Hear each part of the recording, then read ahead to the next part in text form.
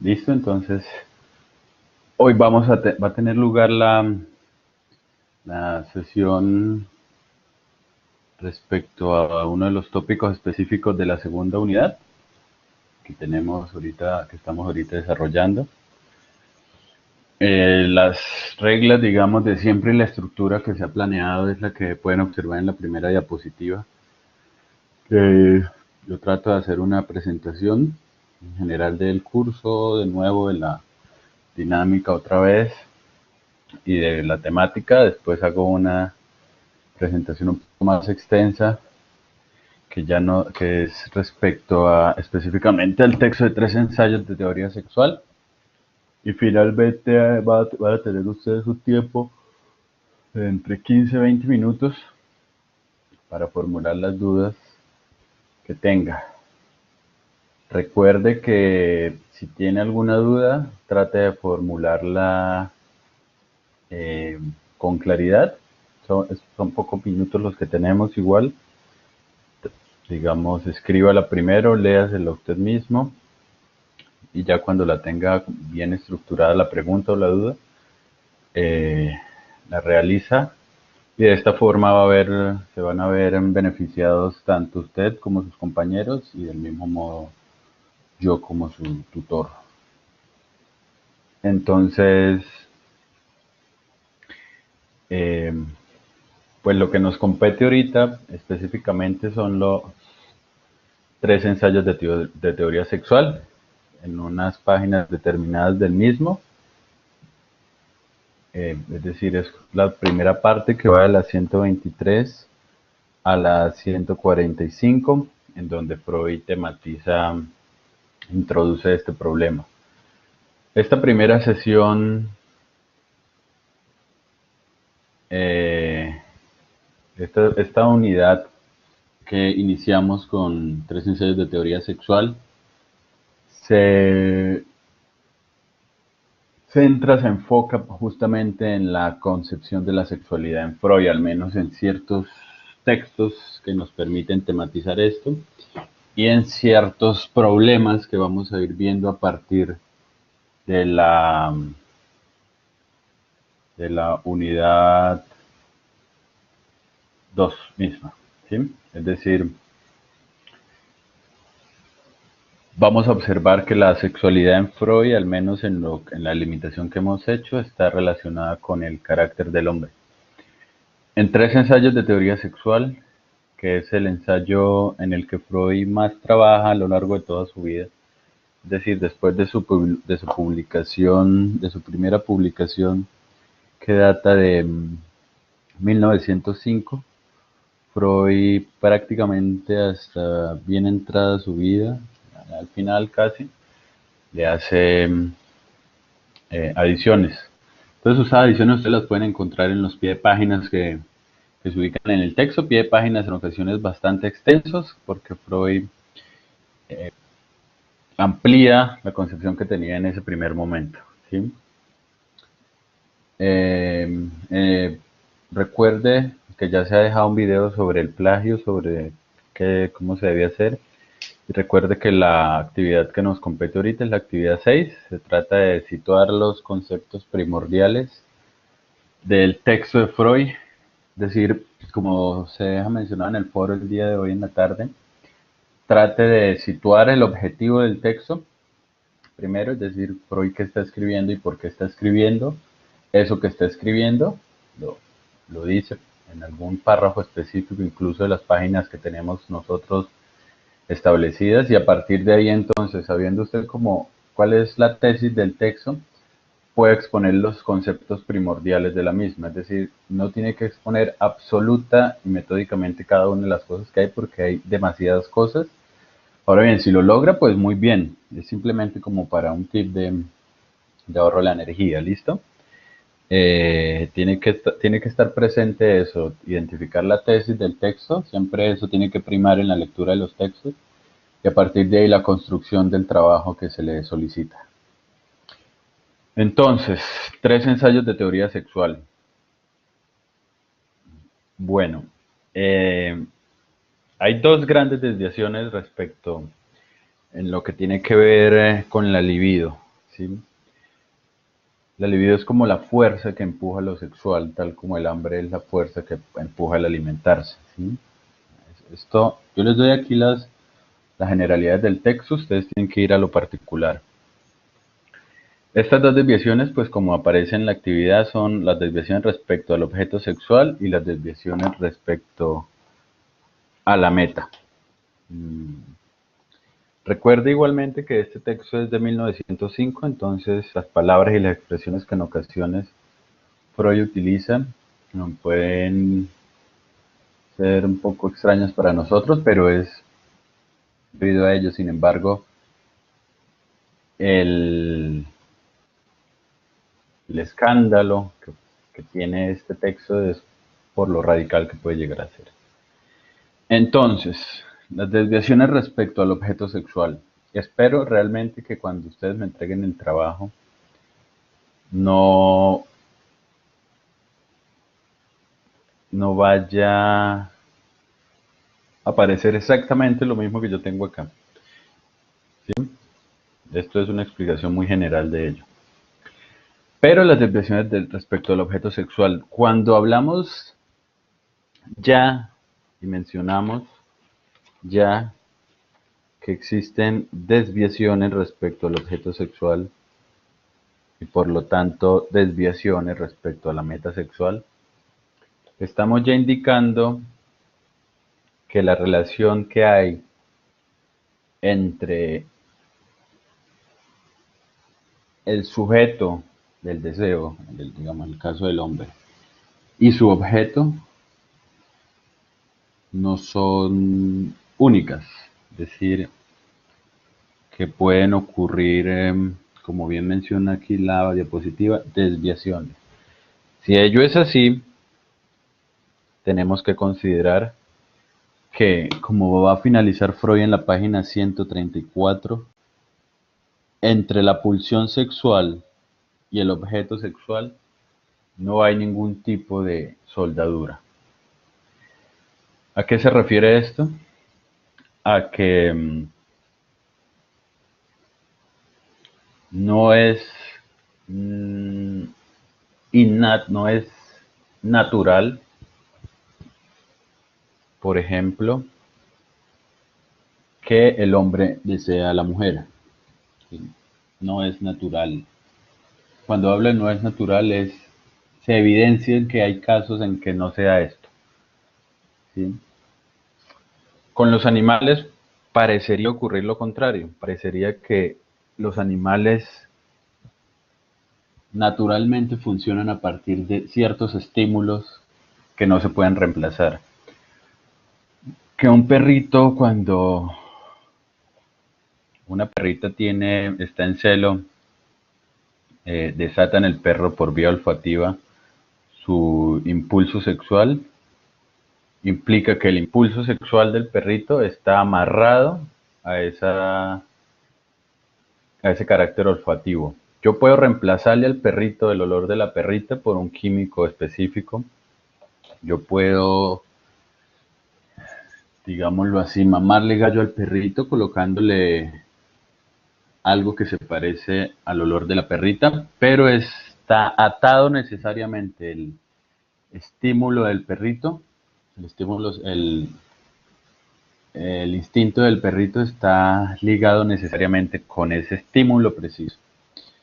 No hay posibilidad, digamos, de irse por otro lado. Los animales usualmente funcionan a través de estos estímulos. Por ejemplo, hay palomas que para proceder al proceso de procreación, de generación de su polluelo, tienen que observar a una paloma de su misma especie en algún sentido. ¿Sí? Si no observan esta paloma o algún estímulo que quiere reemplazar a esta paloma, simplemente ese instinto sexual no se desata. La paloma, el perrito, todos los animales están ligados necesariamente a ciertos estímulos sexuales que van a ser como la forma del objeto para ellos. Para el hombre esto no es así. ¿Sí? En el hombre hay desviaciones respecto a este objeto. Es decir, no hay estímulos para todos y cada uno de los hombres. Las desviaciones respecto al objeto y respecto a la meta ocurren por la historia misma del sujeto, como vamos a ver sobre todo en el caso del fetichismo más adelante. Como no hay una soldadura entre pulsión sexual y objeto, entonces, como es algo, como mencionaron en algunos trabajos, citando o parafraseando de manera indebida de otras páginas, hay una plasticidad de la pulsión sexual respecto al objeto sexual. Podemos eh, considerar esta plasticidad como uno de los elementos primordiales en el ser humano. Listo, entonces Freud inicia, esto era como una introducción a lo que, a uno de los objetivos de Freud, que se menciona allí en la página 134. Freud inicia, sin embargo, y es en lo que más nos vamos a demorar probablemente, con lo que en la época se llamaba inversión. La inversión podemos considerarla que es simplemente eh, la homosexualidad, ¿sí? O el homosexual. Los tipos de inversión que propone Freud son tres. Como todo esto simplemente es una paráfrasis del texto, la absoluta, es decir, que es que la persona considera que el único objeto sexual a la cual ella tiende es necesariamente las personas de su mismo sexo, es decir, está ligado absolutamente con el objeto. La anfígena, que simplemente la palabra puede ser un poco extraña, pero significa que el objeto sexual de la persona pertenece tanto a un sexo como al otro, es decir, lo que actualmente podríamos considerar quizás eh, bisexual, y los ocasionales, que son aquellos invertidos en donde su objeto sexual, como dice la palabra, es ocasional, es decir, depende de circunstancias específicas de la actividad del hombre, ¿sí?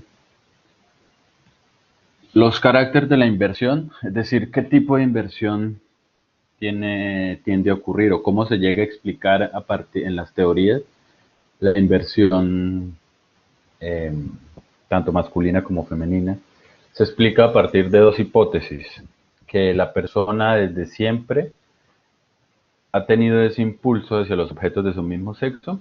Esto es una discusión de una actualidad muy interesante. O que la persona adquirió por ciertas circunstancias, y en este sentido se relacionaría con el tipo de inversión ocasional, que la adquirió por ciertas circunstancias precisas de su vida. La innata pues es apoyada actualmente quizás por ciertas posiciones imperantes en los estudios de los genes. Entonces, que una persona es homosexual porque genéticamente viene predispuesta para ello, ¿sí? La adquirida es aquella, ya seguiremos con la innata un poco más. La adquirida es aquella, pues, que como su nombre lo menciona y en relación con lo ocasional, tiene lugar por ciertas circunstancias precisas en las que ha vivido el sujeto. Esta inversión de tipo ocasional, es decir, que la inversión se adquiere, es adquirida, tendría como presupuesto eh, que hubo un momento en donde no fue, la persona no era invertida, vamos a utilizar las expresiones de Freud, que hubo un momento en donde la persona no era invertida, que por cierta acción o por cierta imposibilidad, por ejemplo, pensémoslo, de acceder a las mujeres, termina convirtiéndose en homosexual. Entonces es la persona que por una u otra situación histórica de su propia vida nunca pudo tener acceso a, al objeto, entre comillas, normal, es decir, a la mujer. Esta imposibilidad de acceso puede llevarlo a un desarrollo invertido, ¿sí? El problema con esto y que es una de las objeciones de Freud al respecto, es que si fuese así, en todos los casos en donde hubiese este tipo de dificultades, la persona se llevaría, se vería llevada a acceder a la homosexualidad, a la inversión. En otras palabras, si pensamos que una persona puede llegar a ser invertida por unas circunstancias específicas de la vida que pueden ocurrirle a cualquier otra persona, cuando estas circunstancias tengan lugar para cualquier otra persona o para cualquier persona, tendría por necesidad que verse llevada a la elección de objeto sexual del mismo sexo. Eso no se evidencia. No se evidencia que, por ejemplo, si en ciertas instituciones o si en ciertas corporaciones de poder se observan ciertos comportamientos invertidos, ello no implica que todas las personas que están en esa corporación se comportan de la misma forma, ¿sí? Ahora bien, pensaría entonces uno que es innata la inversión, la elección de tipo homosexual. No obstante, Freud nos menciona que si llegamos a sostener que es innata, estaríamos diciendo algo del tipo siguiente, dos puntos. Ya desde el vientre, el niño ha elegido el tipo de objeto sexual al que se ve ligado. Mm, repito de nuevo esta objeción al carácter de la inversión. Pensar que desde el vientre mismo, es decir, que es innata, que desde el vientre mismo hay ya una predisposición para cierto tipo de objeto sexual, para Freud trae el problema de que ya ha habido una elección prematura en el sentido biológico respecto al objeto sexual, es decir, que no hay ningún tipo de modificación de esta, de esta elección. Actualmente se puede pensar si esta objeción se mantiene y cómo se mantendría eh,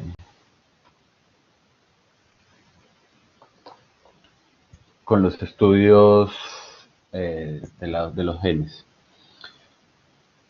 Realmente el punto de Freud es que la pulsión sexual, lo que mencionamos con la diferencia del hombre y el animal, que la pulsión sexual no tiene un objeto ya definido, no hay un objeto ya natural y propio de esta inversión, de esta pulsión. Decir que es innata es decir que ya hay un objeto específico de la pulsión. Entonces, hay dos objeciones que se plantean respecto a ello. Una, la objeción a lo innato, que es la que acabamos de mencionar, es aquella que supondría que ya hay un objeto determinado para la pulsión sexual. Si ello fuese así, no habría ni la más mínima posibilidad de todo el conjunto de lo que se va a llamar en el texto perversiones o desviaciones respecto al objeto sexual. No cabría la más mínima posibilidad, si esto fuera un hecho de naturaleza humana que está ligado a la genética más profunda del hombre, que hubiera la posibilidad de que un hombre, por ejemplo, deseara un hombre o que una mujer deseara una mujer, para quedarnos en las desviaciones respecto al objeto sexual. Si fuera completamente innato, no podríamos cambiar esta, esta condición. Esta es la objeción de Freud. Es decir, el hecho de que existan las perversiones implica que no hay objeto sexual determinado para la pulsión sexual.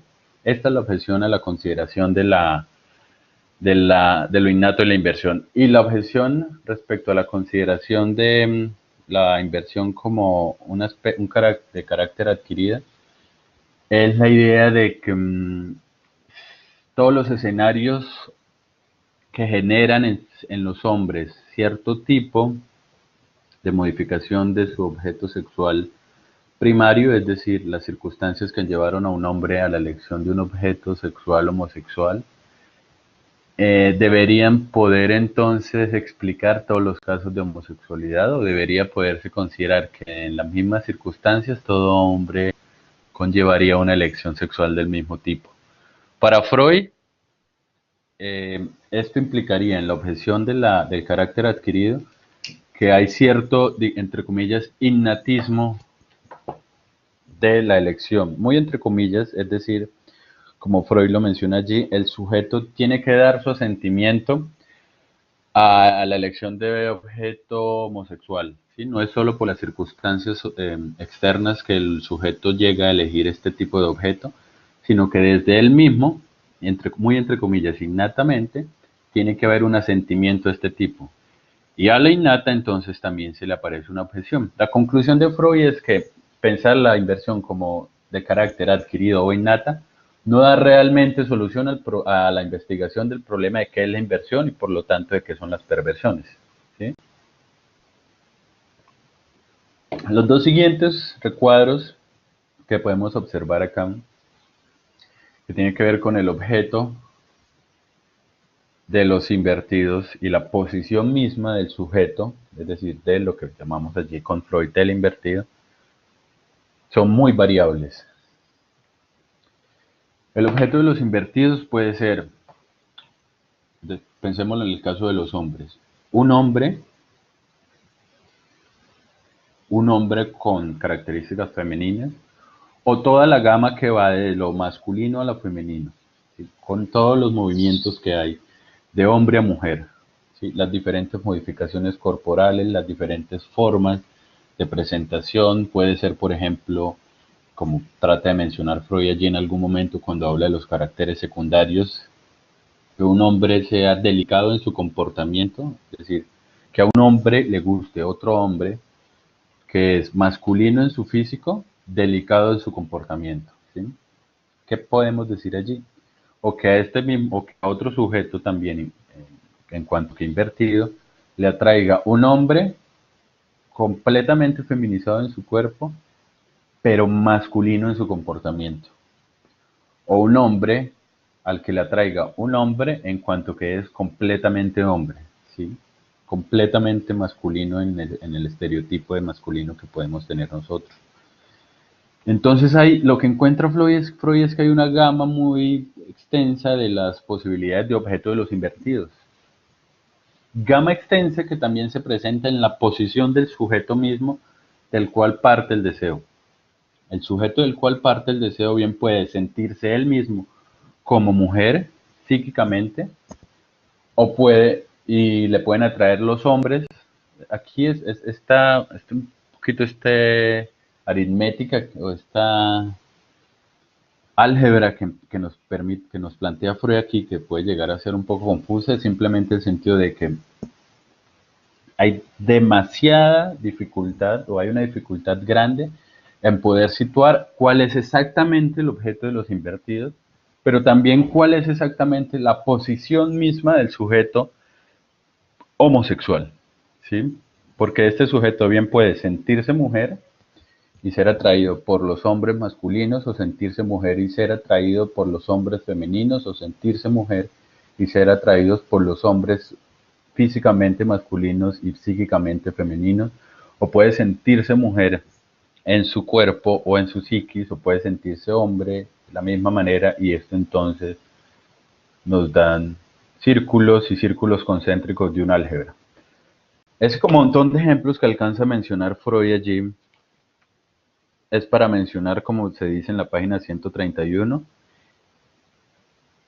que nos encontramos prácticamente lejos estoy leyendo a Freud, estoy citando a Freud, nos encontramos lejos de denotar un carácter universal de la inversión. No hemos encontrado nada entonces de la inversión, realmente un concepto claro y distinto de ella. ¿Sí? Es difícil poderla situar como para actualmente nosotros, es difícil poder situar qué es ser homosexual. Sí, encontramos los tipos de inversión, el carácter que se supone que tiene la inversión, los objetos de las personas invertidas o la posición misma del invertido. Todo eso se convierte en un álgebra que lo que quiere mostrar es simplemente que es muy difícil situar un concepto claro de lo que es la inversión. Por ahí va la búsqueda precisamente de esto. Y en uno de los pie de páginas empieza, pero ya porque es un pie de página que él introduce en 1910 y en 1915 y en 1920. Cuando ustedes puedan observar la página 131 a la 133, es el pie de página más extenso. Freud tratará allí de dar una explicación de qué es la inversión, apelando a la teoría del narcisismo. Espero que puedan observar muy atentamente ese pie de página. ¿Qué es lo que el invertido ama cuando ama, digamos? ¿Cuál es ahí está tratando de ubicar entonces un concepto general de inversión o por lo menos de establecer la estructura homosexual. ¿Listo? Esto es la parte más extensa de, de, de la primera parte, ¿sí? Las desviaciones respecto al objeto sexual, que sin embargo no finalizan allí porque hay otro punto, y pasamos a la siguiente diapositiva. Eh, ya ingresaron más compañeros. Listo. La siguiente diapositiva entonces en donde Freud, tratando de explicar qué es la inversión, nos habla de lo que es la bisexualidad o el hermafroditismo. ¿Sí? Allá hay un juego entre hermafroditismo psíquico, somático, bisexualidad. La primera flecha que ustedes observan acá, esta flecha quiere indicar que estas son las suposiciones que se parten, que a partir de la teoría del hermafroditismo quieren explicar el carácter de la inversión. ¿Sí? Entonces se habla. Esto es un cuento, Freud nos dice, se dice que más o menos, es lo que él nos está diciendo. Se dice que el hermafroditismo somático, que ese que existe, incluso que existe también en la actualidad, está relacionado con una disposición bisexual originaria y que ello explicaría a su vez entonces la existencia de un hermafroditismo psíquico. Sin embargo, Freud vendrá a constatar que esa relación tan estrecha que se quiere encontrar entre el hermafrodita psíquico, somático y la bisexualidad no es tan clara como se podría creer. No es tan clara porque hay una multitud de posibilidades, como observábamos en la diapositiva anterior, entre la inversión del objeto y la inversión del sujeto. ¿Sí?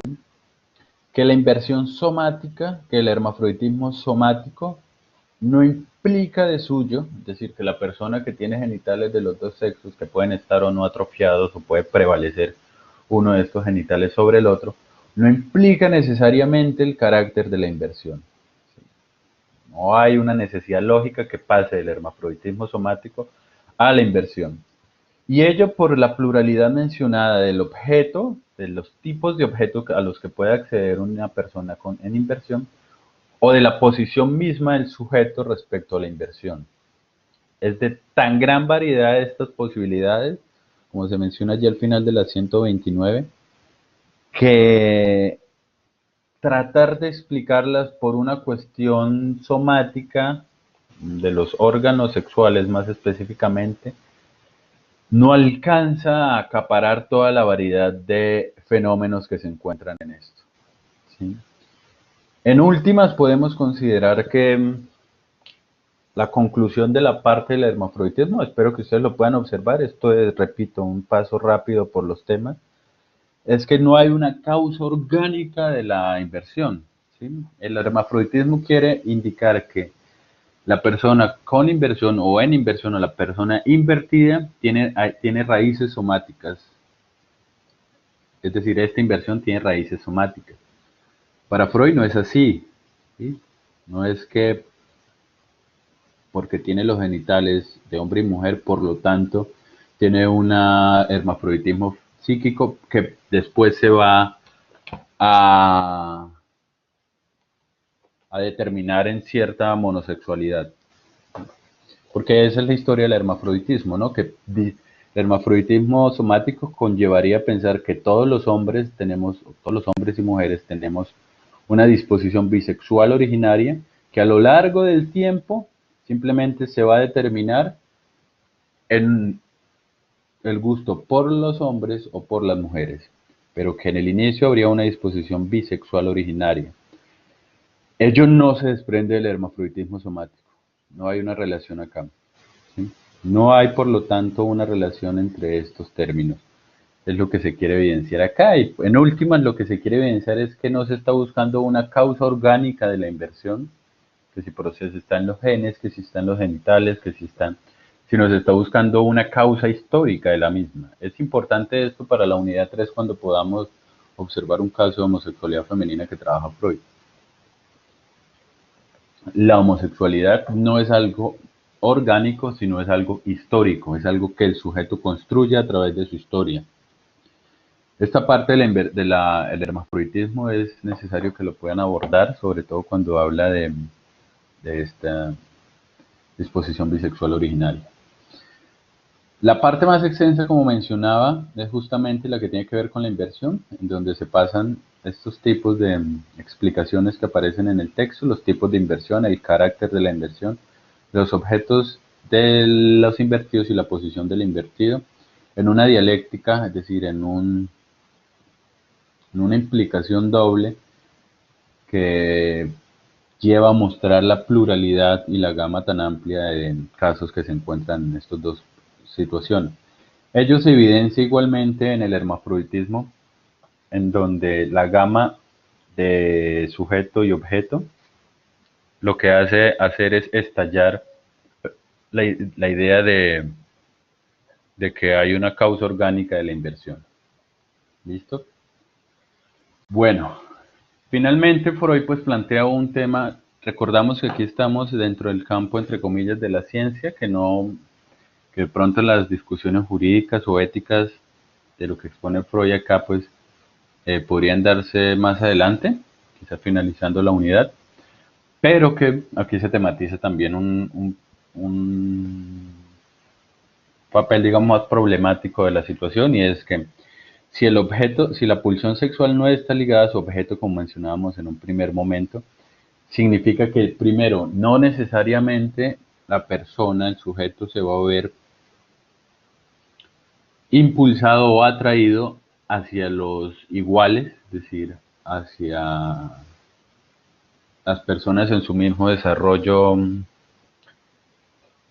psicosomático, es decir, a los adultos, pero tampoco se va a ver atraída solamente, especialmente por las personas o por su misma especie. Este hecho que Freud de todas maneras condena, digamos, sobre todo el hecho de que los niños se vuelven un punto que más allá del movimiento de la pulsión que se da hacia ellos, los niños se vuelven objeto de violencia, una violencia que puede ser en ocasiones que lo que quiere hacer es desaparecer justamente a su mismo objeto, pero para Freud, sabiendo todos que pues es una situación que hay que condenar de manera vehemente este abuso de los, de los infantes. Sin embargo, Freud pues sí plantea la idea o la tesis de si la pulsión estuviera atada y ligada a su objeto, no habría ni la más mínima posibilidad de que los niños o los animales se vuelvan un objeto pulsional. Si la pulsión estuviera, repito, atada a su objeto, si hubiera un objeto normal de atracción sexual de los humanos, es decir, si naturalmente el hombre se viese atraído hacia la mujer para llevar a cabo el proceso de reproducción de la especie, no habría la más mínima posibilidad de que niños o animales ocupen el lugar de objeto para cierto tipo de personas, con todos los problemas que pueden tener estas elecciones de objeto. No, Freud parte de la de la creencia aceptada de que la relación sexual está simplemente para la procreación, como actualmente en ciertos lugares se llega a sostener. Sin embargo, la existencia misma de la inversión, la existencia misma de los niños y animales como objetos sexuales, como objetos de atracción sexual, desbarata y desbanca la idea de que el sexo es para la procreación, porque no habría la más mínima posibilidad de que estos objetos ocuparan el lugar de un objeto del deseo si fuese necesariamente para la propagación de la especie. Esta es una de las consecuencias o las conclusiones más interesantes del texto de Freud hasta el momento. ¿Sí? La sexualidad no es para la procreación y los casos mencionados evidenciarían ello. ¿Sí? La mera posibilidad de que esto exista evidenciaría tal situación. Más allá de ello, entonces, ocurriría las desviaciones respecto a la meta que pueden evidenciar, incluso de manera mucho más clara, creería yo, que la relación sexual no tiene como objetivo primordial la procreación de la especie. Dentro de las desviaciones respecto a la meta, vamos a considerar al menos dos, las mismas que considera Freud, que son las transgresiones anatómicas y la fijación en metas provisionales. Esto es un poco, digamos, entre comillas, más sencillo. Las transgresiones anatómicas es el uso de diferentes lugares del cuerpo que vamos a llamar zonas erógenas. Más adelante en el texto no alcanzaremos a abordarlo en esta unidad, pero más adelante ahí en el texto Freud llamará a estos lugares zonas erógenas. Estas zonas erógenas usualmente pues son eh, en donde ha tenido lugar los procesos biológicos más importantes para el niño. Entre ellas pues están los labios o la boca y el orificio anal.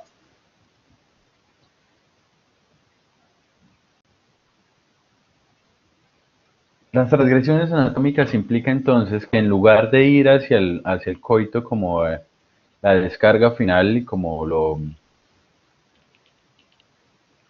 supremo en la relación sexual, fíjese que aquí estaremos diciendo una cosa más allá de lo que dijimos ahorita. No solo no es que la relación sexual no conlleve o no se busque simplemente para la procreación, sino que en ocasiones ni siquiera se busca, al menos en estos tipos de transgresiones, para la descarga final, es decir, para el orgasmo. Usualmente ni siquiera para ello se usa.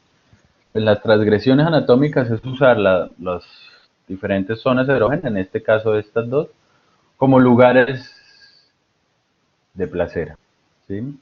Dentro de la mucosa, pues, y la boca está el hecho de los besos, pero también el chupeteo, como ya ustedes pueden reconocer a través de diferentes estudios, pero también está el placer que se encuentra en esta zona.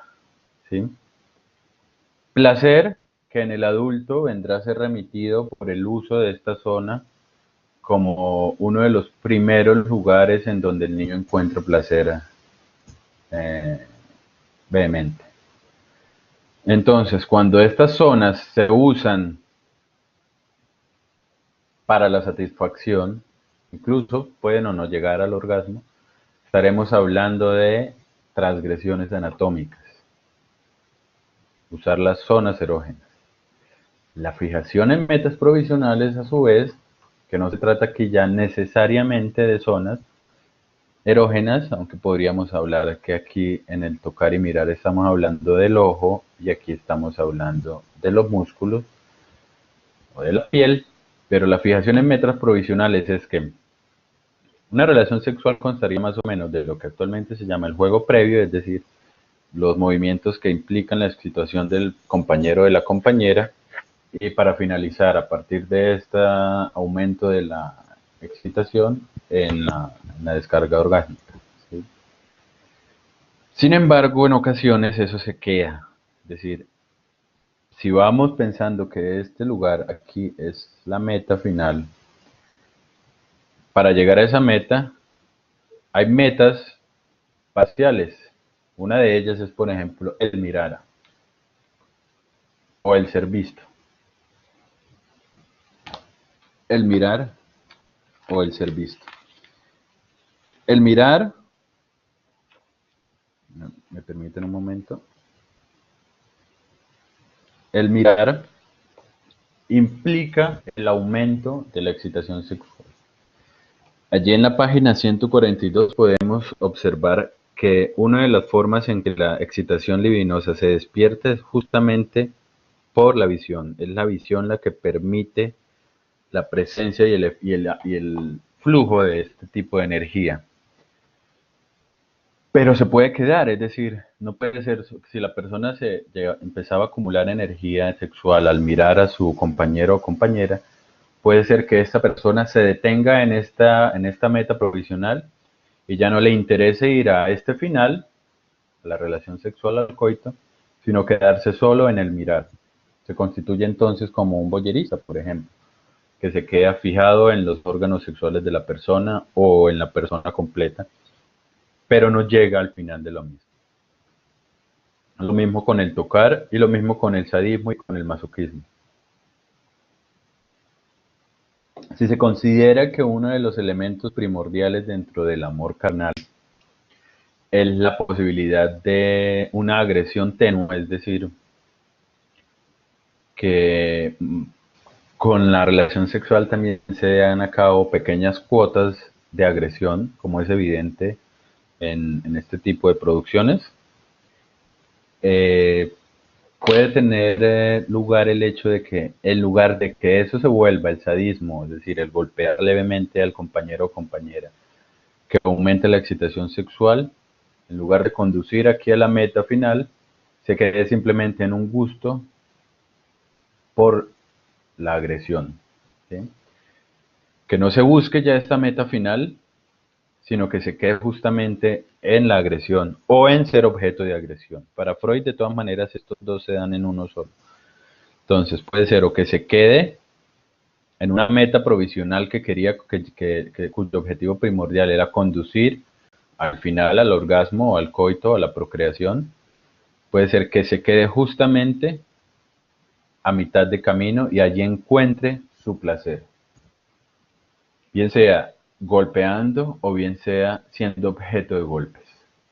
Estos dos elementos de transgresiones anatómicas en cuanto a desviación respecto a la meta permiten también observar que no es necesario que el sexo o la relación sexual conduzca necesariamente a la procreación, e incluso, como se puede observar en el sadismo, que ni siquiera conduzcan a la descarga final. ¿Sí? Las perversiones que nos ha mostrado Freud, o las transgresiones o las desviaciones, tanto respecto a la meta como al objeto, indican entonces que no hay ni siquiera, por un lado, una necesidad de un objeto normal para la pulsión de los hombres que querría conducir a la procreación, pero tampoco siquiera hay la necesidad de que el fin de esta misma sea solamente la descarga de energía que ocurriría acá. Freud nos está demostrando o nos está queriendo mostrar entonces que no hay una soldadura entre pulsión y objeto, ¿sí? Pero en ningún sentido. No es necesario que la relación sexual conduzca a la procreación de la especie, pero tampoco es necesario que se conduzca ni siquiera a una descarga orgásmica tradicional. Más evidente ello se puede ver en el sadismo, ¿sí? En este tipo de acciones. También en el uso del orificio anal. Finalmente, para acabar, uno de los temas interesantes que alcanza a mencionar también Freud, que además en un pie de página dispuesto en 1920, es el pie de página 20 en la página 140, Freud nos habla del fetichismo. El fetichismo es como tomar partes del cuerpo como su objeto sexual, incluso ni siquiera del cuerpo, sino partes o elementos que constituyen de alguna forma el objeto sexual total. Para ello es importante que ustedes puedan profundizar a cada uno, o bien cada uno con la compañía compañeros estudiantes que puedan profundizar el parágrafo destinado a la sobreestimación del objeto sexual. De allí parte todo lo que va a decir Freud respecto a las desviaciones con respecto a la meta, son explicadas debido a la sobreestimación del objeto sexual. Es importante que este parágrafo quede claro y porque pues de allí saldrá algo también en nuestro examen. Entonces, el fetichismo, que es coger, por ejemplo, un pie, los panties, los zapatos, el cabello, el vestido, el látex y todo un conjunto de elementos, como se menciona sobre todo en el pie de página ya mencionado de la página 140. De lo que se trata es que ese pie, digamos que el pie en cuanto que interesa más que la persona misma o que los genitales de esa persona, está encubriendo un hecho primordial. Que si a una persona, por ejemplo, le gustan los panties de una chica y eso le causa mucho más excitación que el momento mismo de tener una relación sexual, y que para tener una relación sexual de alguna u otra forma tiene que tener los panties o bien en sus manos o en su cercanía para poder llevar a cabo su desempeño correcto en este tipo de actividad, que esos panties en realidad lo que están recubriendo un suceso de infancia, que es la ausencia de los genitales de la madre. ¿Sí?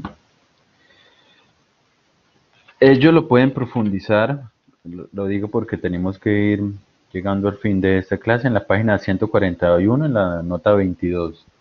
Hay un recuerdo encubridor. Estos panties quieren servir para encubrir algo, puede ser o un terror del niño al ver esos genitales, o una represión por el miedo al castigo al verlos. Entonces el niño encubre una situación primordial con lo último que vio antes de ver ese tipo de objeto que reprime. Bien sean los panties, los pies o lo demás. El fetiche a su vez tiene que cumplir determinadas propiedades que Freud llega respecto al cabello o los pies a situar con un gusto por el olor. Pero el fetiche tiene que cumplir determinadas características, tiene que tener determinadas propiedades, si no, no cumple su función de velo, no cumple su función de pantalla que quieren cubrir algo. Ese fetiche, por ejemplo, en el caso de los pies, tienen que ser o bien unos pies olorosos y sucios, o en otro caso unos pies completamente limpios y sin mancha, o sin ningún tipo de mancha o de olor, o la vestimenta tiene que ser de un látex específico o una textura específica, o el cabello tiene que ser de una forma específica, tiene que tener un carácter determinado, necesariamente tiene que cumplir la función completa de ser un velo perfecto para un terror originario, para constituirse como el velo o como una pantalla que quieren cubrir algo más. Tiene que tener determinadas propiedades, ciertas características, o de lo contrario no funcionaría como fetiche. La fijación del fetiche entonces funciona como patología,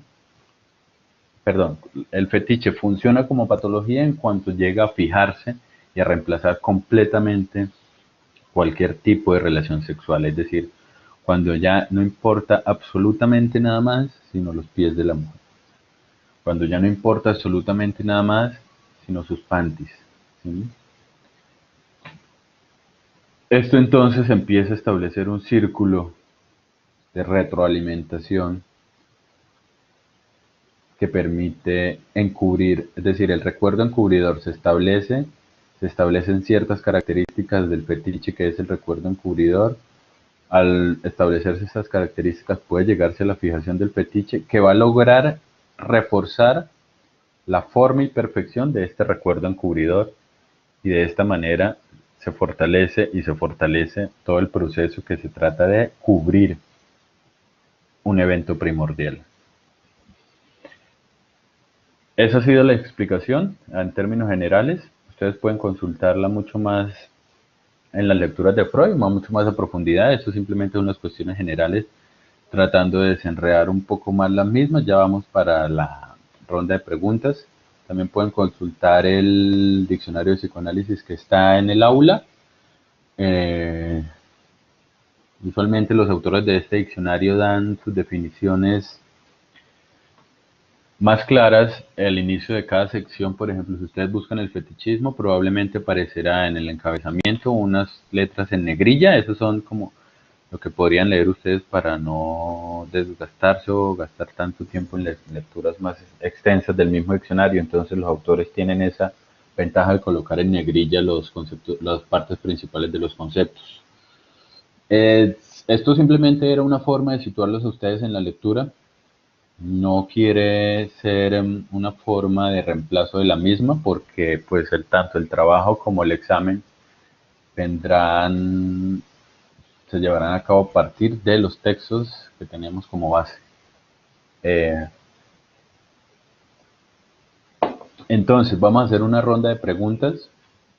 Recuerde que tratemos de ser, como mencionábamos en la diapositiva primera, que de lo que se trata es de que usted formule de manera clara para aprovechar el tiempo, porque si no se acaba el tiempo y no vamos a poder responder de forma provechosa todo. Entonces, las personas que tengan preguntas, bien pueden escribirlas por el chat o pueden alzar la mano y les facilitamos el micrófono. Entonces, ¿alguien? Silvia. A ver si soy capaz de darle el micrófono. A ver.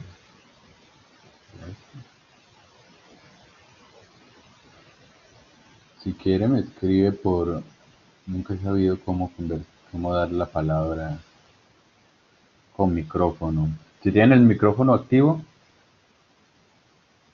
Silvia, o puede escribirlo por...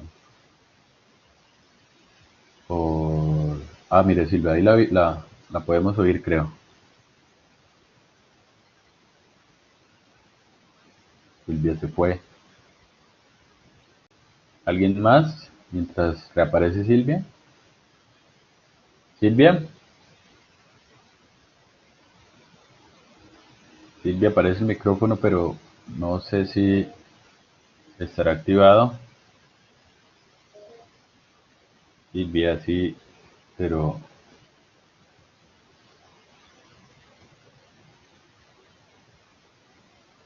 A ver, Silvia, si no nos escribe por el chat y yo leo la pregunta.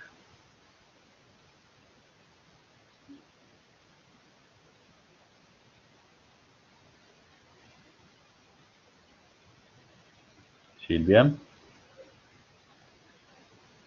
puede escribir por el chat. Se quedó cargando. ¿Alguien más? Mientras tratamos de arreglarlo. Ah, mire.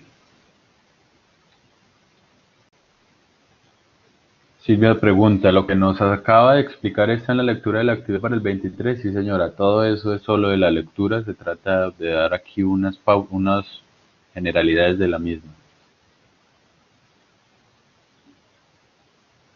¿Alguien más? ¿Tiene alguna pregunta que quisiera que intentáramos resolver entre todos o a partir de mi colaboración?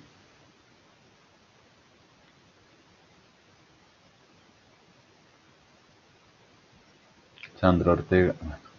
¿Nadie más?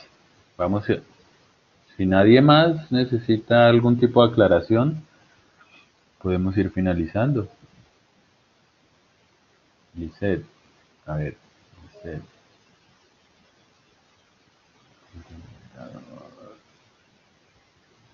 Lisette, si quiere prenda el micrófono a ver si lo reconoce o mande un mensaje un mensaje y yo lo leo lo mismo que dice ahorita.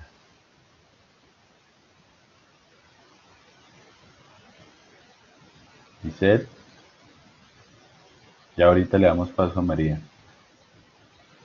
Lisette, mande un mensaje, ¿me parece? No me aparece aquí la opción de darle la palabra.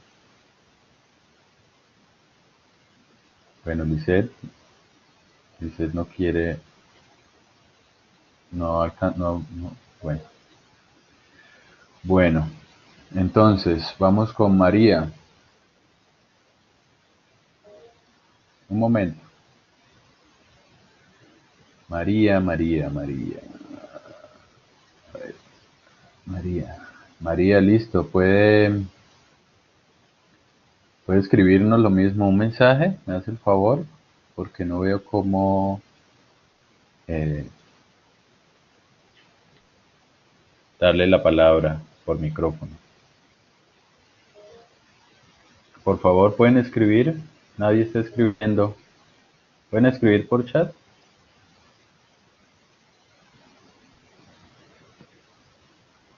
Nadie está escribiendo. Si nadie escribe, no, pues dejamos hasta acá. Porque no logro dar con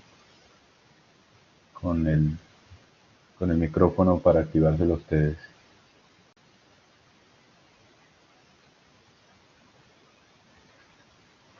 Bueno,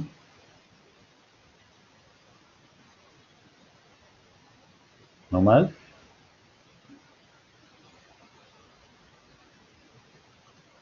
Tienen que escribir en donde dice el, donde hay una burbujita a mano izquierda abajo.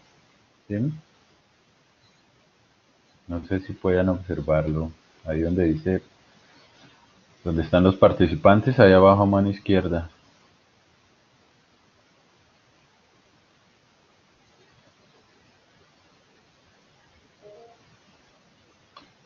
Sí, el que quiera preguntar puede preguntar por chat porque Yasmín ya vi su mano. Entonces, Lisette. Sí, claro, Lisette nos pregunta que dónde se puede ver de nuevo la actividad. Entonces, la actividad yo la descargo ahorita, pero siempre se demora en descargar y la cuelgo a YouTube, pero también siempre se demora en cargar como una hora más o menos, porque eso termina pesando unas 700 megas, 800 megas. Entonces esperaría yo que el día de mañana en la tarde ya esté subida, ¿sí? Yo coloco el link de YouTube, les dejo el mensaje en el foro, les dejo la información necesaria. Mi canal, Lice pregunta que cuál es el canal de YouTube. De nada, Yasmín. El canal de YouTube, pues no sé, es teoría psicoanalítica, creo, no recuerdo. Pero yo dejo el link en el aula y ustedes allí pueden ingresar sin ningún inconveniente. Allí encontrarán el canal.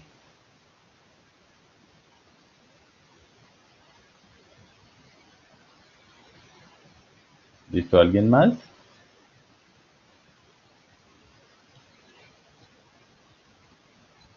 Bueno,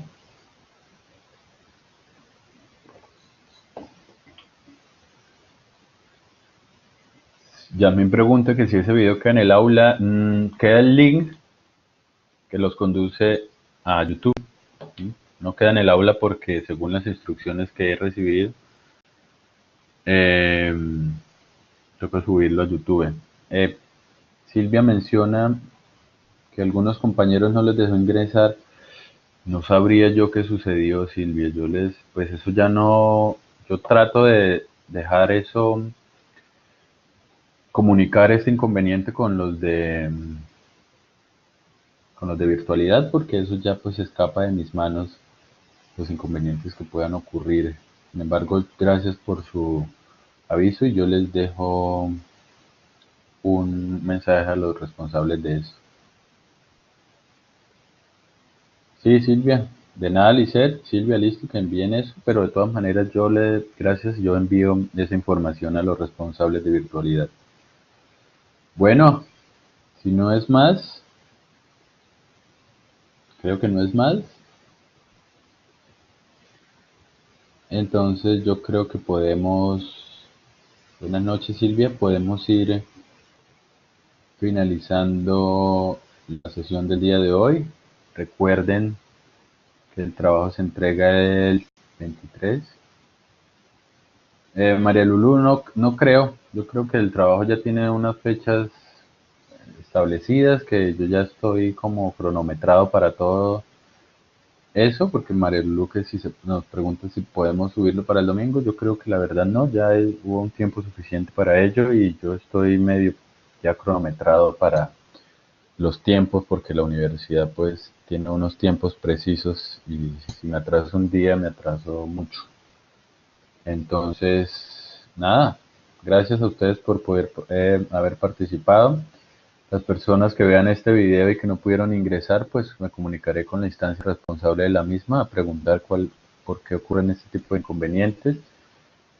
Eh, Mucha suerte y nos vemos por este medio en 8 días a la misma hora.